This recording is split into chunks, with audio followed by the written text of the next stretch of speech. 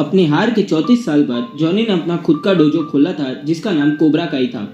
और उसका पहला स्टूडेंट था मिगेल, एक कमजोर मासूम सा लड़का जिसे आए दिन कहीं भी कभी भी छेड़ दिया जाता और पीट दिया जाता।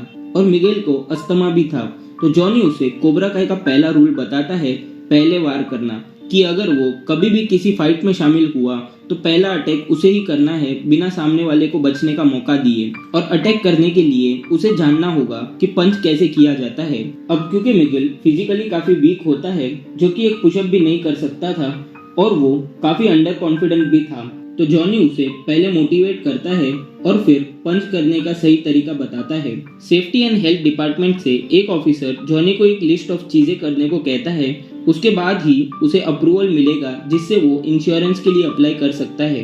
डेनियल एक गेट टुगेदर में जाने के लिए निकलता है, तभी उसे कोबरा का डोजो दिखता है और उसे वो देखकर अपनी बीती सारी बुरी यादें दिखती है और वो ये चीज अमांडा से कहता है। और घर पे समांथा ने एक सीक्रेट हाउस पार्टी रखी होती है और अपने सारे फ्रेंड्स को इनवाइट किया होता है। डेनियल और अमांडा जल्दी घर पर आ जाते हैं और अपने घर की ऐसी हालत देखकर डेनियल शॉक हो जाता है और समांथा के दोस्तों पर गुस्सा हो जाता है और सबको बाहर भगा देता है। सब चीजों की साफ सफाई करने के बाद डेनियल को लगता है कि उसने सैम को कुछ ज्यादा ही डांट दिया है, तो बाद में वो उससे माफी मांगता है और सैम कहती है कि उसका एक दोस्त है काइलर जिससे वो बात करती है।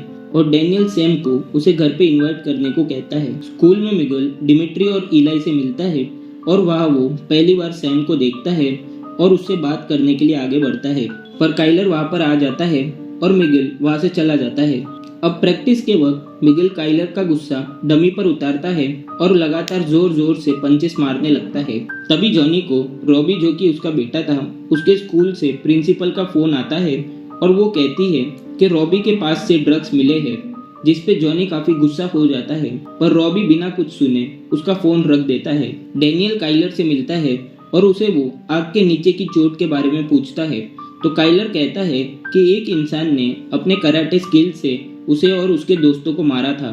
डेनियल समझ जाता है कि ये जॉनी ही हो सकता है और वो सीधा उसके पास पहुंच जाता है और जॉनी को चिल्लाता है। ये सुनकर मिगेल बाहर आता है और उसे जॉनी का स्टूडेंट देखकर वो जॉनी को धमकी देकर चला जाता है और यहीं पर यह एपिसोड खत्म हो जाता है।